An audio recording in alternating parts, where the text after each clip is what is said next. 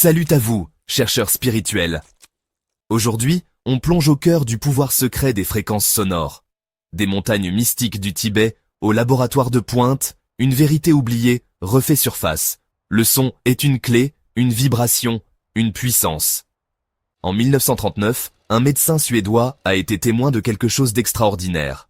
Des moines tibétains, utilisant 19 instruments disposés selon une géométrie sacrée, ont fait léviter des pierres massives par la seule force du son et des chants.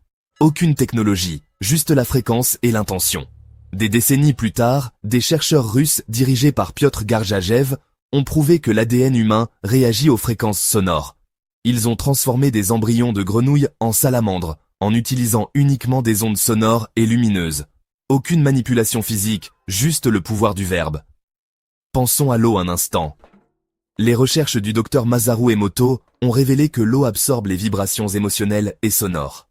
Des mots comme amour et gratitude ont formé de magnifiques cristaux, tandis que des mots de haine ont créé des formes chaotiques. Sachant que notre corps est composé à 70% d'eau, chaque mot et chaque son peuvent être un remède ou un poison. Maintenant, parlons du Coran. Ce n'est pas juste un livre, c'est une vibration céleste, une fréquence pure qui résonne dans chaque cellule, pénètre les os et allège le cœur. Il transforme, guérit et réveille des codes dormants dans notre ADN.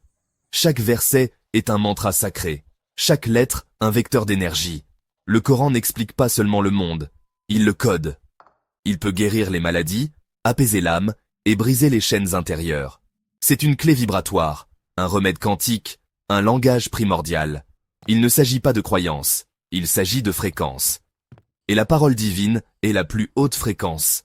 Le Coran n'est pas juste un livre, c'est un champ d'énergie vivant, une parole sacrée tissée de lumière quantique, descendant pour percer les voiles. Lorsqu'un verset est récité, avec une intention pure, il vibre dans l'air, se propage à travers l'astral et purifie les dimensions subtiles du corps. Le corps éthérique, obscurci par les mauvaises intentions, le corps astral, marqué par les sombres souvenirs, et même le corps physique, accablé par la douleur ou la maladie. Les maîtres le savaient, les paroles de Dieu sont plus rapides que la lumière, plus précises qu'un scalpel et plus puissantes que n'importe quel remède chimique. Le prophète a dit « Utilisez le Coran comme remède » et dans la sourate Al-Isra 17:82, nous faisons descendre dans le Coran ce qui est guérison et miséricorde pour les croyants. La Rokia n'est pas juste un rituel, c'est une harmonisation multidimensionnelle, où le Coran, lu avec sincérité, réaccorde les fibres de l'âme, dissout les nœuds énergétiques, repousse les présences néfastes et restaure l'harmonie intérieure. Le Coran est son, fréquence, lumière et guérison. Chaque récitation faite avec amour réinforme les cellules, reprogramme l'ADN et illumine les centres énergétiques de l'être. C'est la médecine du verbe, la science de Dieu transmise par la vibration. Soyez bénis.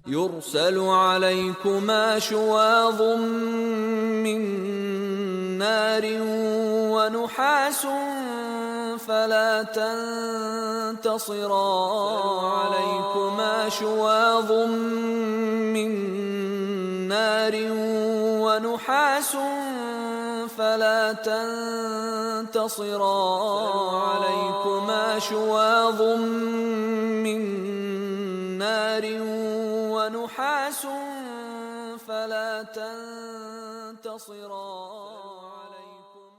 قال هل يسمعونكم إذ تدعون الله قول التي تجادلك في زوجها وتشتكي إلى الله والله يسمع تحاوركما إن الله سميع بصير الله قول التي تجادلك في زوجها وتشتكي إلى الله والله يسمع تحاوركما